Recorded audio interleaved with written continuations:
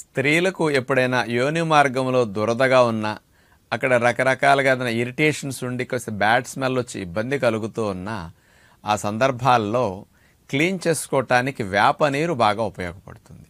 ఒక దోసెడు వేపాకు తీసుకొచ్చి 1.5 లీటర్ల 2 లీటర్ల నీళ్ళల్లో వేసి మరిగించి ఆ నీళ్లను వడకట్టేసి తుక్కు తీసేసి ఆకుపచ్చగా వచ్చిన వేప నీటితో కాస్త ఆ యోని మార్గంలో వాష్రూమ్కి వెళ్ళినప్పుడల్లా అవకాశం ఉన్నప్పుడల్లా క్లీన్ చేసుకోవటం మంచిది.